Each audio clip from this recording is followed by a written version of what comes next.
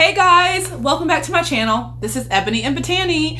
So I wanted to say hello. Welcome all of you who are new here. Saying welcome. Thank you so much for coming to join me in this journey and this up and down thing we call life. And I want to also pick up where we left off and continue talking about walking into your purpose, which is what I mentioned and gave you guys a preview about on my Instagram page. So if you're not on my page for Instagram, make sure you follow me. And for my YouTube, please make sure you subscribe and like this video. So let's get started.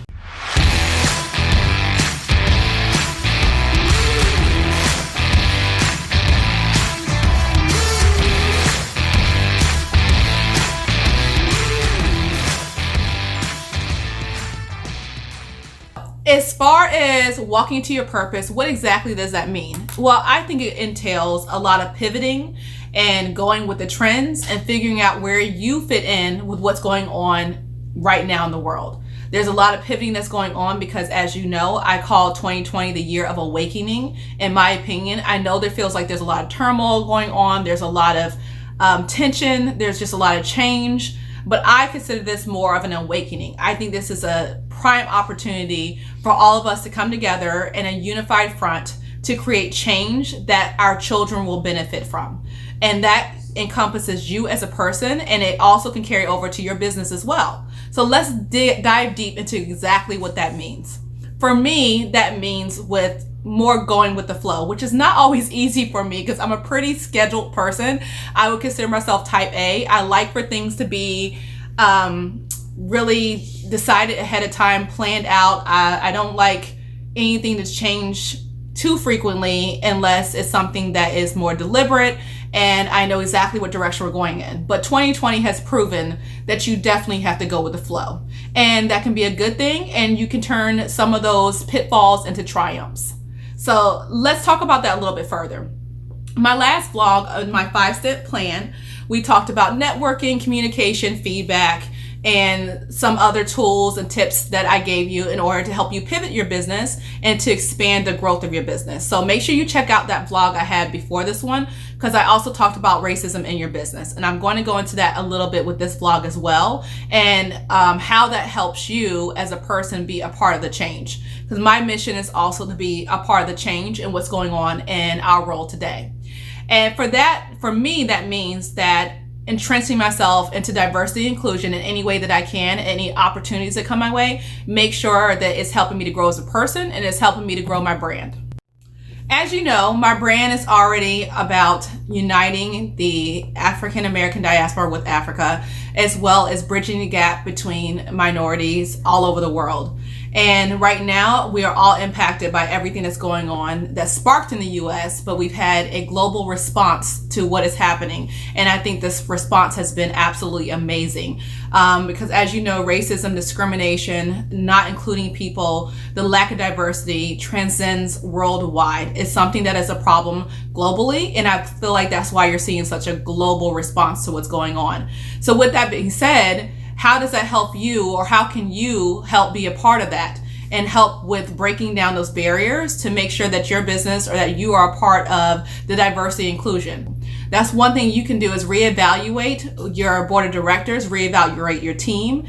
Look around you when you go into these meetings. Does everybody look exactly like you? Is everybody from the same demographic as you? Are they from the same tribe as you? Are they from the same family as you? Are they, do they look just like you, from the same race as you?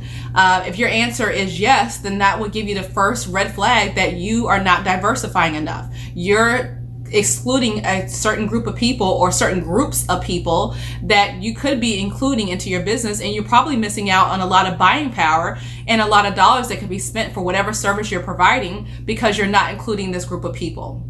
As you know, anytime you're in business, looking at dollars, they make sense. You want to look at the profit. You want to make sure that your business is growing, and you can help expand your business and make sure it's growing by making sure that you are not excluding certain groups of people that could potentially be spending a lot of money with you.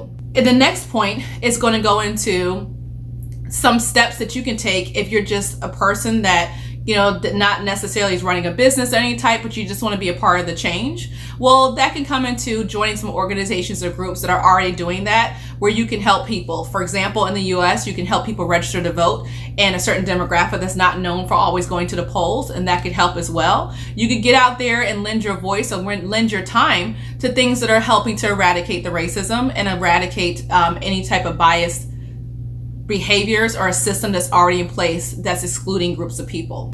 I personally have been so impressed with the number of people that have reached out to me to ask me my opinion or advice on how they can be a part of the change or how they can change their behaviors in order to make sure that they're not passing on and continuing the cycle of biased behavior and racism. And I think that's absolutely impressive. Now is the time that people's feelings are raw. People are open and willing and ready to listen. And that's something that we haven't seen or heard of in probably over 60 years. So in that, I would say for those of you who are African American like myself or African, and people are coming to you and asking, what can I do to be better? What can I do to prevent myself from falling into the category of being biased or racist? Or what are some tips you can give me? I know it's hard because, part of us feels like, well, we're tired of having to explain to you the things that we go through and the challenges that we have on our day-to-day lives. But the other half of me says, this is a time that if people are willing to actually listen, this is your time to have your voice be heard and to actually be seen. This is the time that you can tell people what it is that they can help eradicate the system.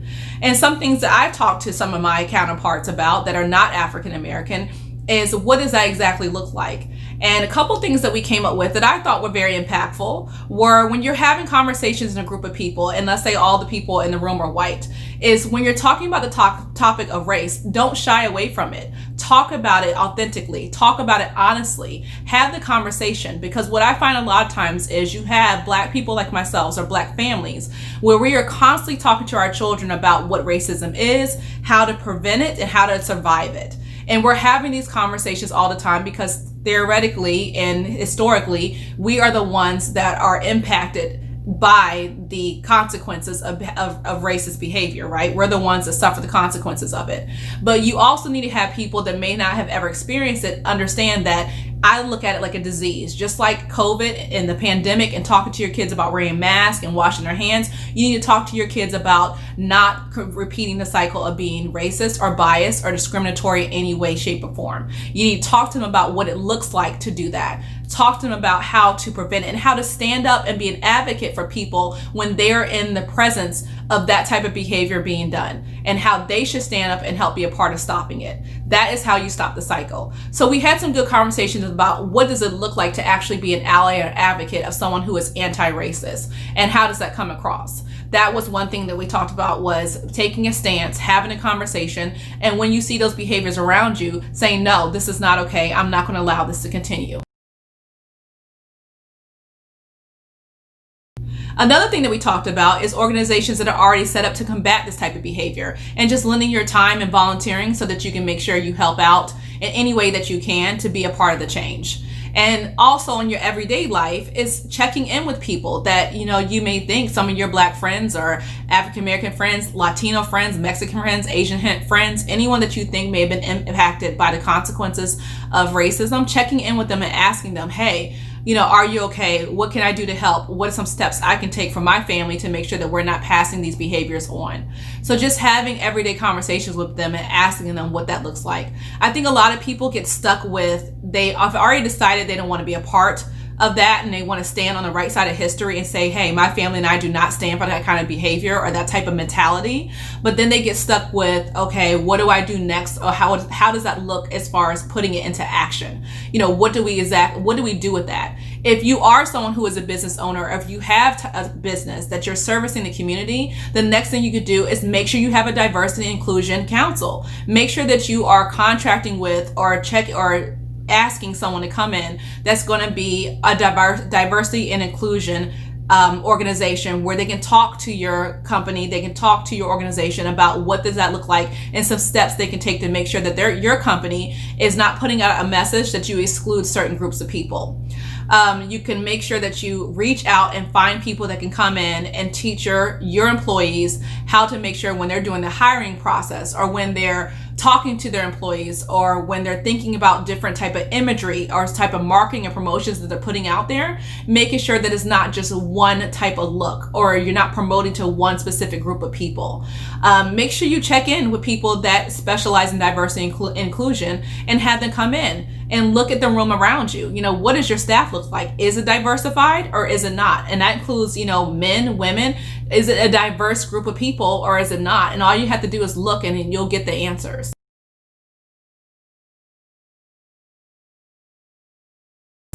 As far as diversity and inclusion, when it comes to you, your friends, and your business, you just want to make sure that you're taking action, and that you're actually going from changing your mentality, or deciding if you've already, had that mentality, which I think is wonderful, but you've gone from the place of not wanting to talk about it, not feeling like it's politically incorrect to talk about it, to actually having conversations, talking about it, reaching out to your friends who you think may have been suffering the consequences of being in that type of environment, to then taking actionable steps to implement ways to make sure that you are being diverse and inclusive in your everyday life and the way that you conduct business. There are lots of ways that you can do that, as far as reaching out to people that specialize in it, talking to people that are from a diverse background, and making sure that your company represents all those people, and that you're not having just one type of image that you're putting out there.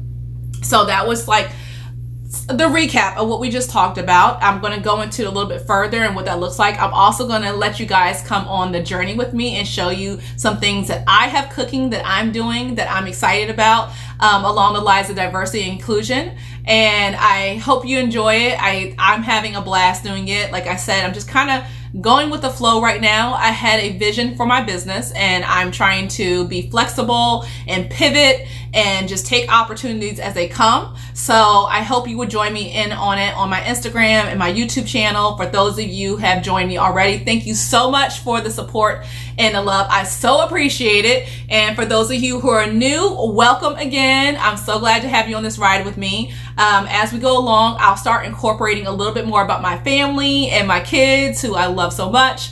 I'm a mom of 3, if you're new, and I've been married for 14 years. So we have a wonderful family that I love, that I want to introduce you guys to as we go on this journey. We were just at 2 events today, so it's been a crazy, crazy day.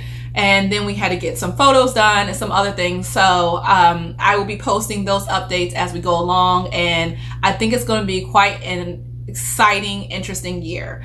Like I said, I think 2020 is the year of awakening. And just remember, when this year is done, and with these topics that are coming up, you just want to make sure that you are on the right side of history.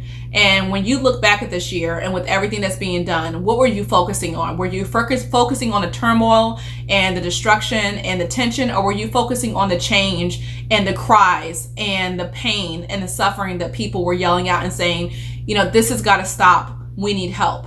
So just remember, yes, there needs to be, order, and there needs to be rules and regulations, but we also need to help change the suffering. That was my tips for right now on what's going on. Going forward, I am going to be taking you on a little bit of a ride with me, and seeing more of the ins and outs of my life, my crazy life, as I call it.